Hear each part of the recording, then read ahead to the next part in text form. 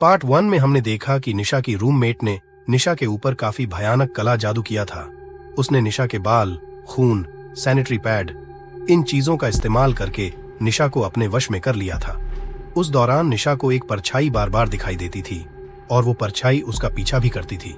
आखिरकार निशा के रूममेट ने वशीकरण से निशा के शरीर में किसी और के आत्मा को प्रवेश करने की कोशिश करती है, पर तभी उसका प्लान फेल हो जाता है और उसी का ब्लैक मैजिक उसी पे भारी पड़ जाता है, जिससे उसकी ही जान चली जाती है। आइए जानते हैं आगे क्या होता है। पार्ट 2।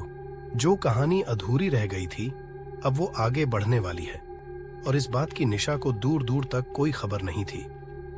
सालों बाद कॉलेज रियूनियन के लिए सबको इनवाइट किया गया। निशा भी सबसे मिलने को काफी एक्साइटेड थी। अब निशा नौकरी करती थी और उसकी शादी को 2 साल हो चुके थे। उसका पति विनय एक बहुत ही अच्छा लड़का था। वो सॉफ्टवेयर कंपनी में नौकरी करता था।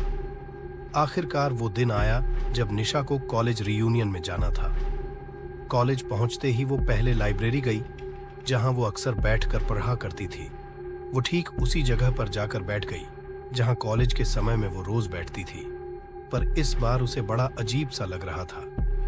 कुछ ऐसा जैसे कोई उसके पीछे बैठकर उसे घूर रहा है। अचानक उसे ऐसा लगा जैसा कोई उसका नाम लेकर उसे बुला रहा है। जब उसने गौर से सुना तो वो रिंकी की आवाज थी। वो बहुत ज्यादा डर गई। वो लाइब्रेरी से भागकर रियूनियन हॉल में गई।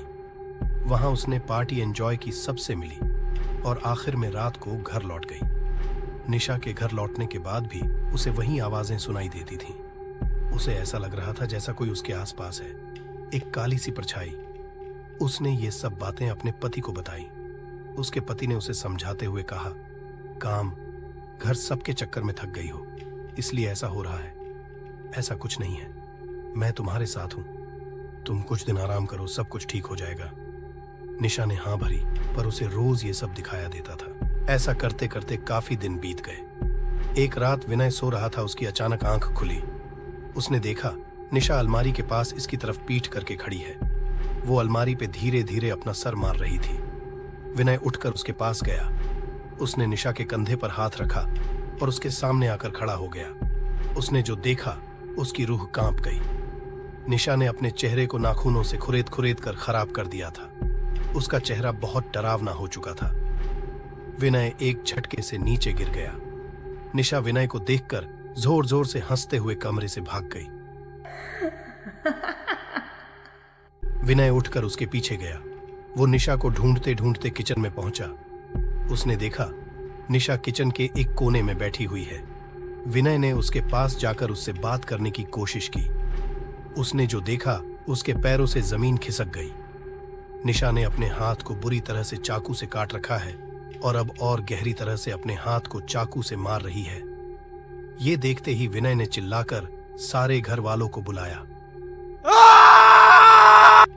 सब लोग जाग गए। सबने निशा की वो भयानक हालत देखी।